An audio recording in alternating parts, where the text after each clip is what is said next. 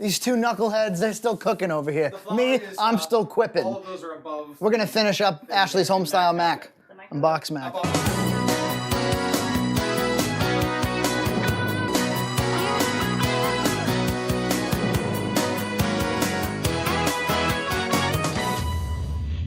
Oxo. I do. I love Oxo. Need 3 tablespoons of this. Frankie, would you put this plat somewhere where it won't fall and die? So I'm making a roux right now. Occasionally when I make this, I'll actually brown the butter first. So that Brown butter roux is a nice brown butter roux. Browning the butter gives it this like kind of caramely, toasted flavor. However, it's kind of difficult to do without totally burning the butter, so I don't really want to take that chance today. 3 tablespoons of flour, a roux paste. I can already tell you this is going to be a great mac. Now, this is your own recipe, or did you base this off of a kind of one that already worked for you? One of the things my mom made from scratch when I was growing up was baked mac and cheese, and it was my favorite. She would use Ritz cracker crumbs as the topping. The worst. Really Thanks for tainting my memory. Your mom sounds wonderful. I don't know what she was thinking. So she showed me how to make it, and over the years I've edited. What is it about the breadcrumbs that's supposed to make the mac better? Is it really just about trying to distinguish it from boxed macaroni and cheese from the store? Perhaps. I just know I like it. If we're going to trace the origins back a little more, I mean, adding a crumbed topping to the top of a baked souffle dish, a classical French thing to do, I think it's been around for a very long time. When you're cooking dishes in earlier ovens besides the ones we have, where you had to actually let it sit bake for a long time, it would insulate the top and prevent all the moisture from getting out. But instead what I get is Ritz crackers that aren't ground up enough. You're assuming that my mother did not grind up these crackers. I don't know. properly. Look, I didn't grow up with you. I was over on the southeast of Massachusetts. Having fish for dinner. But, you know, I've had other people's mac with other people's crumbs. This is about 3 cloves of garlic going in right now. We used to rent cottages in the summer. There was a guest book where they would like write what they thought was good about the cottage or bad. And one of the comments was, bad, didn't have garlic press. That's like the old version of like an Amazon review or something. And look, she's using a tempered egg. By tempering the egg, it makes it so it doesn't scramble. You just want it to thicken the sauce. redcountertainment.com/recipes. You can get all the recipes. Yeah. And I know that people are using them because I've gotten feedback. People are like, hey, over the Christmas break, I made Junt's Homestyle. Yeah. Multiple people have told me that. And I was like, what'd you think about it? And they were like, too much cheese. Too much cheese. The amount of cheese being used today is a typical amount, and I went over top. But I am me. What else can I be but what I am? I gotta be me. I gotta be me. Cayenne pepper. There we go. That's not cayenne pepper. That's ground mustard. Not at all. Oh no, now something has the wrong top. The cayenne pepper. Okay, what does it have on it? What top? Cayenne pepper. Oh, I am embarrassed. I like just a little bit of spice in it. There are shades in this mac of just about all the points that I hit in the homestyle. That's right. So you're using mustard directly. I use mustard seed powder. And mustard directly, I mean, you get a few extra flavors in there, especially in a good mustard like Great Poupon. Put about a teaspoon in. Also, I love putting Dijon mustard into chicken marsala. Ooh. A little bit of Dijon mustard and a little bit of cream cheese. Now, Ms. Blom, what do you do to make sure that the mac, you know, continues through the person's body? Like, you don't want to block a bunch of people up. No? I have a proper bidet. I don't need any accessory. The bidet basically shoots it like a meteor. Dedicated to Dean Trentway. So, is there mac yet? All jokes aside, I think Ashley's doing a spectacular I think she is too. If I were your really easy to pass teacher, I'd give you an A+. I'd give you a really inflated grade. Is that even a compliment? I'd get an A if the class was easy. You ever made from scratch pasta, Ashley? I have. It's time consuming. Is gnocchi stuffed or is it just continuous all the way It's just through? a little dumpling. That was my nickname in high school. Gnocchi. Little dumpling? Little dumpling. Continuous dumpling. Was that like your goal today? Make Corey laugh. He likes dad jokes a lot too. I like to drop a nice hot dad joke right in the middle of a room. Rip a fat dad joke.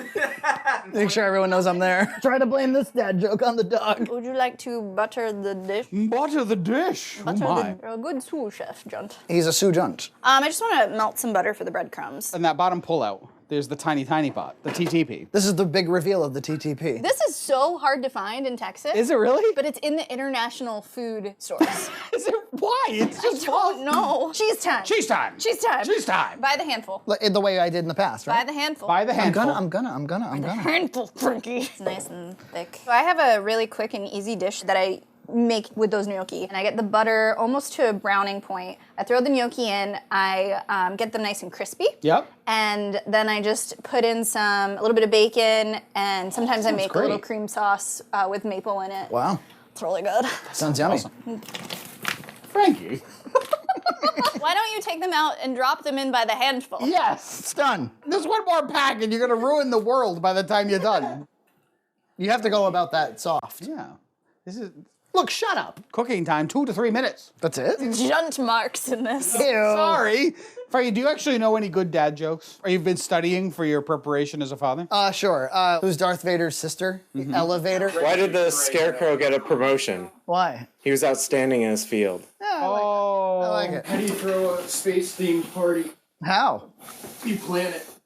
Ha! Ideal texture of a gnocchi is like a little pillow. Pillowy mounds of mashed potatoes. Pillowy mounds of mashed potatoes. Look how starchy this water is. You can use this to make a sauce. So you're big on this. You're big on sort of like, hey, while we're using all these resources to make this one meal, Yep. we could be using some of the detritus to make a second. Well, meal. no, I mean, if you do a lot of cooking, it's definitely something you'd want to do because you end up with lots of great materials. Mutant food. How do you eat a lobster? Does it focus on, because it's all about saving money and prep, right? It's not a cookbook. It's not a cookbook. It's telling you how to eat. Did I just say cookbook? No. At any point did I say cookbook? There's how to eat a lobster, so how to like break down the lobster, what parts you can eat, the 5 S's of tasting wine, how to taste cheese, how to set a table. That's nice. I like the setting table because not many people know how to set tables anymore, I tell you. I think we should let that art go extinct. Enough of it.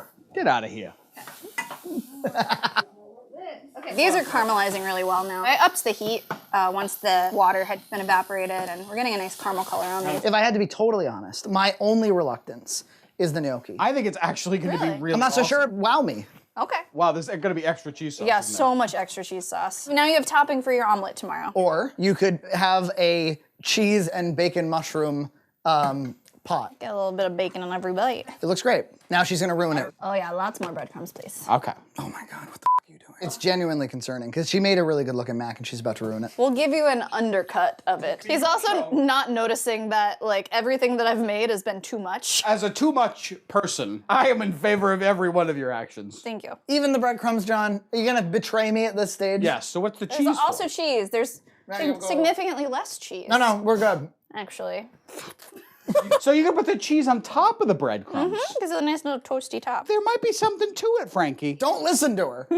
She's self-taught. What I'm not? I've been to like the Juilliard School of Cooking. 350 degree oven. Let's say maybe 10 minutes. We bake for 10 minutes. We come back in 10 minutes.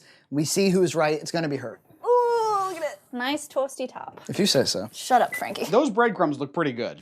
I really, really disagree. There's the dough. It looks to me like browned delicious. Look at it. It does look really good. I got a spoon. And forks for me and Frankie. Oh yeah, cool. The one thing we can agree on around here. Oh, the scent is lovely. I love the mushrooms and onions mingled together. It's delicious. It's good. I understand why you use the gnocchi now. It's just a continuous smooth texture. If you used a soft pasta, it would be inconsistent with the other ingredients she put in. Yeah, almost all the texture comes from the extra ingredients. Yep. And the bacon is delicious, by the way, perfectly cooked. The top actually seems nice. Yeah, it gives a little bit of crunch. I do have to really compliment you on the way you cook the bacon, because bacon can be kind of overly chewy. Yeah, And you have it just right. the bacon is you. perfect. The mushroom and the bacon are really well balanced. They don't overpower each other. See how the crust is more like a French fry rather than anything else? But why is it there? I mean, it's not the worst There's thing the ever. door. I do understand conceptually why it's there. Mm-hmm. It's not, she didn't just throw it on. As an afterthought. I will say though, when you reheat this as leftovers, topping is going to be mushy. This is a styled home style. Mm-hmm. In other Yes. words, like she has decided conceptually on mushrooms and onions Yeah, I think it really works. and bacon. Yep. What made you decide on those ingredients over anything else in the world? I just like the way the flavors Mm-hmm. work together. Sometimes I'll throw a little bit of truffle oil into the breadcrumbs. That kind of enhances the mushroom flavor. It was tremendous. We'll have the recipe on the website. You killed it. Yeah, Thank you this so is much. You wonderful. killed it. I'm glad. Delicious. Oh, I was so worried. Are we just jerks? Am I just a jerk? Yeah. Yeah, a little I bit, know. little Pretty bit. much. We'll see you next time on BoxMac. Bye. This past October, Ashley reviewed an assortment of pumpkin beers, and Frankie edited into 3 episodes. Here were 2, because normally we only promote 2 videos. More next Sunday on Red Cow.